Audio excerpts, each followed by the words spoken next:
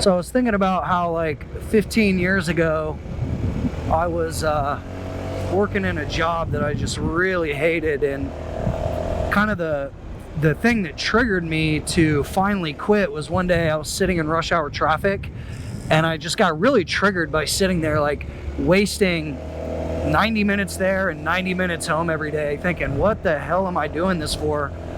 And I just flipped out. I started banging on the steering wheel, and I was thinking about like, what would I rather be doing on like a Tuesday morning at like 9 or 10 in the morning than sitting in rush hour traffic to go to an office, to a job that's like not fulfilling. And the one thing that really stood out was, I just love being on the water, and I had this vision of me being on a boat under a beautiful bridge and watching people stuck in rush hour traffic while I was sitting on the boat and just either swimming or hanging out on the boat. And fast forward to a few years ago in Austin, one day during the week, we were on our boat wake surfing. It was like a Tuesday or a Wednesday morning, and I look up and there's a traffic jam, and it clicked. It was like that desire and that, like, I don't want to call it like the law of attraction, but there is something to it where you visualize something so passionately that you just stay focused on a goal for so long that eventually it's going to happen.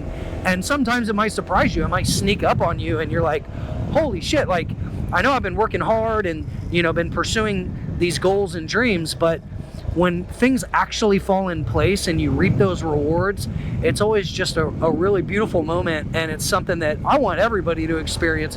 Maybe for you it's, quitting your job, or maybe it's not. But I think that, because we only get one life, it makes sense to just decide to live on purpose instead of by default.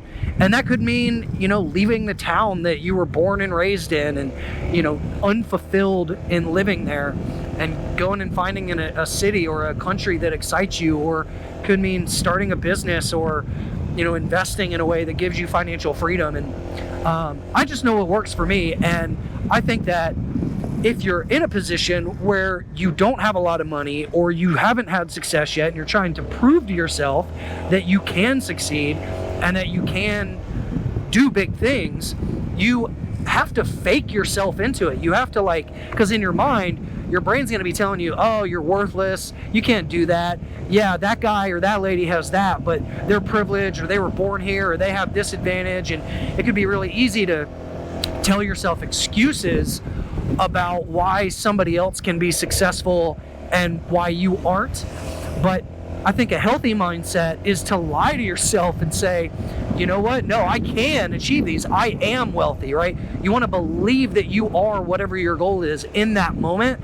And that's where like dream boarding or vision boarding and the law of attraction, a lot of that stuff gets a lot of flack because it sounds foo-foo, and a lot of it is, but where it actually makes sense and where I think it practically works in the real world is in that early stage where you're just getting started on your journey, or if you've had a reset, if you've had a big failure and you've been set back and you need to go back to the drawing board, you have to trick your mind into believing that you are successful now, not in the future, but that you have the skills and the connections and the assets, right? And assets are way more than just money. Like, skill sets are the things that after you develop them, they can serve you for life, right? In a lot of ways, skill sets are actually more valuable than capital because money comes and goes.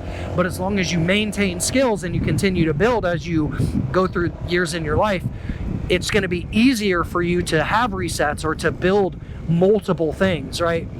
Because anybody can get lucky, but show me somebody who's done it once and then maybe lost some money and then done it twice or 3 times. The more times you do that, the more confident you become in your own abilities. And I've gone broke twice in my life, and it always sucks, but I'm not afraid of that anymore.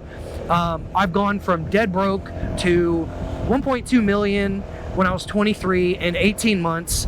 And then before that, in high school, I had a business where I was making good money, like 50 or 60K in my mobile detailing business. And then I made some really bad decisions, and I basically just lost all my money through trying to day trade the stock market while I was in high school. And so you learn these hard lessons, and every time, if you can just pick yourself back up and not quit, you're going to be better off. You're going to be stronger. So that's my little pep talk here. Oh, we got some construction. Somebody cap? Yep, looks like another landslide there. These are really, really common. And they're really good, since this is such a popular route, they're really good about maintaining this road. Got some dirt here on the road. Don't want to slip out. But anyway, guys, I hope that helps.